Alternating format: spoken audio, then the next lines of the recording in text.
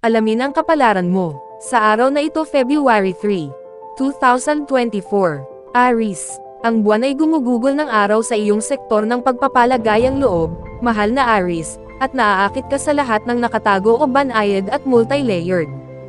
Ang parisukat ng buwan sa araw ay nagbubunga ng ilang tensyon na maaari mong gawin pabor sa iyo, na kumukuha ng motibasyon na gumawa ng mga pagpapabuti. Gayunpaman, hinihikayat ka ng araw na ay detach, pag-iba-ibahin, at eksperimento ang kasalukuyang transit ng iyong solar 11th house. Ang mga bagay na ito ay maaaring makaramdam ng salungat sa ganap, may sensinang diskarte ng kasalukuyang transit ng buwan. Humanap ng mga paraan para makapag-concentrate at magpakadalubhasa ngunit para din makompromiso. Maaari mong lubos na masiyahan kapwa ang iyong pangangailangan na makaramdam ng kalakip sa isang bagay at ang iyong pagnanais na magsanga. Ito ay dapat na makinabang sa iyo na panatilihin ang iyong tainga sa lupa ngayon, dahil malamang na makakuha ka ng inspirasyon para sa mga bagong ideya, pangarap, at layunin. Ang isang Mercury-Neptune transit ay nagpapasigla sa iyong imahinasyon, na tumutulong sa iyong magkaroon ng insight sa mga layunin at proyekto sa landas ng buhay. Maaaring magkaroon ng mga mapanlikhang pagpapalitan at mga kawiling-wiling panaginip ngayon. Ang araw na ito ay napakahusay para sa pag-aalaga at pagtamasa ng iyong ambisyosong panig. Sa halip na lohikal o naulit na pag-iisip, ito ay isang mas mahusay na oras para sa intuitive na pag-iisip at pagkonekta sa pamamagitan ng mental chemistry. Lucky number for the day, 5. Lucky colors for the day, yellow and white. Taurus. Ang buwan ay gumugugol ng araw sa iyong sektor ng pakikipagsosyo, at naghahanap ka ng higit pang pakikipag-ugnayan at feedback, mahal na Taurus. Gayunpaman, ang Mercury-Neptune transit ngayon ay naghihikayat sa iyong imahinasyon. Nakakatulong ito sa pag-aayos sa ilan sa mga mas magaspang na gilid ng iyong buhay, at maaaring bahagi nito ang isang nakapapawing pagod o nakasisiglang pag-uusap. Ang mga talakayan ay may posibilidad na humantong sa tamang direksyon, kahit na maaaring hindi sila partikular na nakabalangkas. Ang brainstorming o networking ay maaaring humantong sa mga maliliwanag na ideya o solusyon sa mga suliranin. Gayunpaman, maaari mong pakiramdam na medyo nahahati sa pagitan ng trabaho at paglalaro ngayon kasama ang araw sa tuktok ng iyong solar chart, na naghihikayat sa iyo na harapin ang iyong mga responsibilidad, at ang buwan ay pinupukaw ang iyong panlipunang panig. Maaaring maging mahirap na maging emosyonal na naruroon sa iba't ibang mga pangangailangan at mga drive na nakikipagkompetensya para sa iyong oras. Bagamat ang iyong mga pangangailangan para sa katiyakan at ang iyong mga ambisyon ay tila nasa magkaibang layunin, ang mga tensyon na pinasigla ngayon ay maaaring mag-apoy sa ilalim mo upang makagawa ng mahahalagang pagbabago. Lucky number for the day, 3. Lucky colors for the day, violet at white. Gemini. Ang buwan ay gumugugol ng araw sa iyong trabaho at sektor ng kalusugan, mahal na Gemini, at mas nasiyahan ka sa emosyon pagkatapos mong hawakan ang iyong mga tungkulin at pagdalo sa iyong mga gawain. Gayunpaman, ang Mercury-Neptune transit ngayon ay naghihikayat ng banayad na diskarte sa mundo. Ito ay isang mahusay na oras upang payagan ang mga pag-uusap na dumaloy at makinig ng bukas palad. Ikaw ay comfortable sa iyong sariling balat, at ang kadaliang ito ay hinihikayat ang iyong imahinasyon na lumabas sa mga paraan ng pagsuporta. Ang pasensya ay kapaki-pakinabang ngayon. Ang mga pangarap ng isang kapana-panabik na direksyon ay maaaring magbigay ng inspirasyon sa iyo. Maaari mong malutas ang isang problema ng intuitive, at ang pagpapahayag ng sarili ay natural. Habang nagre-relax ka at nagiging komportable, nakakakuha ka ng mahahalagang conclusion. Maaaring mayroong isang nakakahumaling na misteryo na dapat lutusin o isang pagbubunyag na pag-uusap upang tamasahin. Lucky number for the day, 2. Lucky colors for the day, pink at red. Cancer. Sa buwan sa iyong sektor ng pag-iibigan at kasiyahan sa buong araw, mahal na Cancer, kailangan mong gumawa ng ilang puwang para sa spontaneity at personal na kasiyahan. Ikaw ay nasa perpektong hugis para sa pagkakaroon ng ilang pananaw sa moon transit na ito, ngunit higit pa sa isang Mercury-Neptune transit na nagbibigay inspirasyon sa mga mapanlikhang pag-uusap. Maaari mong makita na ang mga detalye ay hindi gaanong nauugnay kaysa sa pangkalahatang kahulugan sa ilalim ng mga transit ngayon.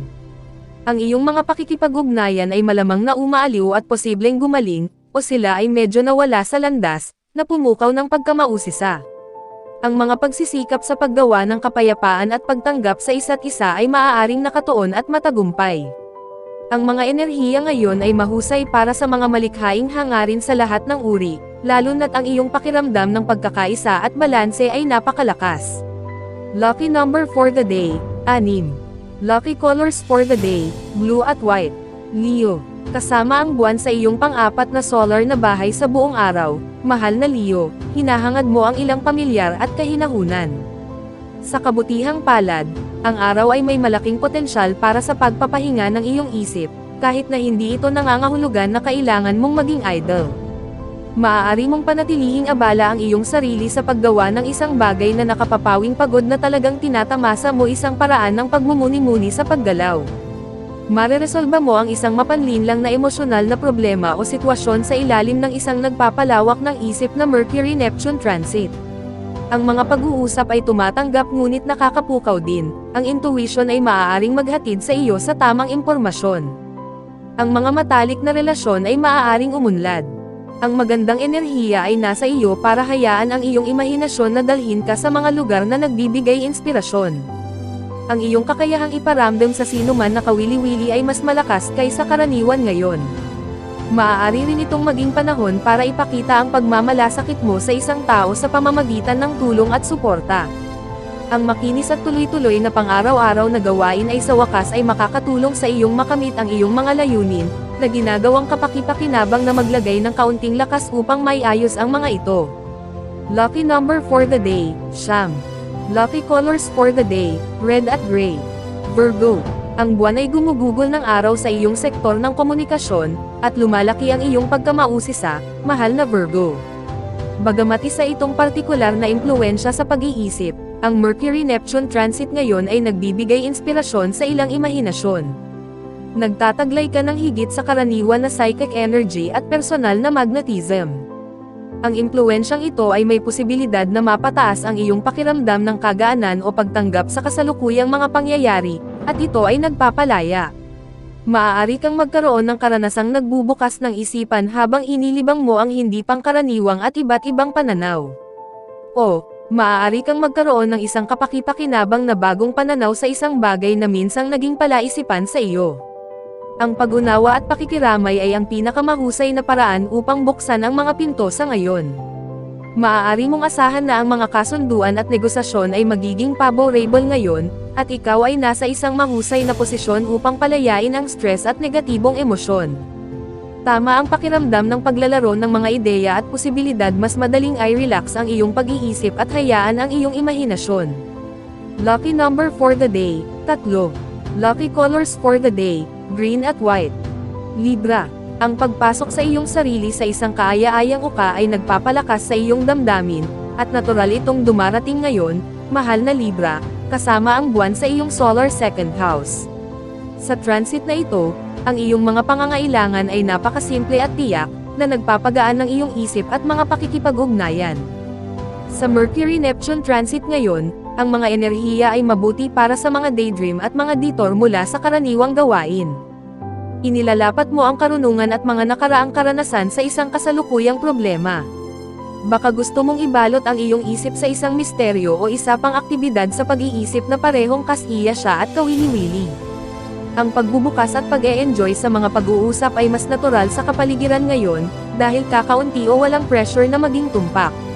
Maaaring magbigay ng inspirasyon sa iyo ang mga komunikasyon o balitang ibinahagi ngayon sa mga bagong ideya, o maaari kang magpasya na kumonekta sa isang mahal sa buhay at magbahagi ng isang espesyal na bagay. Nasa mabuting kalagayan ka upang makita ang isang bagong bahagi ng isang sitwasyon, at ito ay kaaya-aya na nagpapakita. Lucky number for the day, 1. Lucky colors for the day, brown at yellow. Scorpio, ang buwan ay gumugugol ngayon at bukas sa iyong tanda, mahal na Scorpio, ang paglipat ng mga emosyonal na pangangailangan sa front burner. Sa maraming paraan, mas malinaw sa iyo ang nararamdaman mo, mas gugustuhin mong itakda ang bilis at hayaang pangunahan ka ng iyong mga emosyon. Gayunpaman, maaaring maging mahirap na isama ang iyong pangangailangan para sa kalayaan sa iyong malakas na pagnanais na manatili sa kung ano ang pinakapamilyar at ligtas. Sa kabutihang palad, Ang isang alternatibong pagtingin sa isang sitwasyon ay maaaring maging kaakit-akit sa Mercury-Neptune transit ngayon. Ang malikhain at matiigang enerhiya na ito ay pantherapeutika, na tumutulong sa iyong makapagpahinga at masiyahan sa iyong sarili. Baka gusto mong ilayo ang iyong sarili sa mga detalye ng isang partikular na sitwasyon o problema at hayaang gumana ang iyong intuition para sa iyo. Sa kabutihang palad, ang iyong mga salita at ideya ay natanggap ng maayos. Ito ay isang magandang araw para sa mga romantikong galaw, partikular sa uri ng pandiwang, at mga pagpapahayag ng pagmamahal o pagmamahal. Ang mga pag-uusap ay maaaring nakapagpapasigla, at ang mga pantasya o pag-iisip ay positibo, na nagbibigay liwanag sa iyong isipan at nagbubukas ng mga bagong posibilidad. Lucky number for the day, 8. Lucky colors for the day, maroon and white. Sagittarius. Ang buwan ay gumugugol ng araw sa iyong sektor ng pagkapribado. Mahal na Sagittarius, hinihikayat kang itago ang ilang bagay sa iyong sarili at ay proseso ang mga damdamin ng higit pa kaysa ipahayag ang mga ito. Ito ay isang kapaki-pakinabang na impluwensya sa oras na ito ng buwang lunar. Layunin na harapin ang mga bahagi ng pagkakasala na maaaring pumihil sa iyo na makuha ang pahinga na kailangan mo at nararapat. Maaaring kailanganin mo ang isang malusog na uri ng pagtakas. Magandang araw din ito para sa mga mapanlikhang kaisipan o talakayan. Maaari kang maging inspirasyon upang lumikha at mapanatili ang higit na kapayapaan at pakikiramay sa iyong personal na buhay.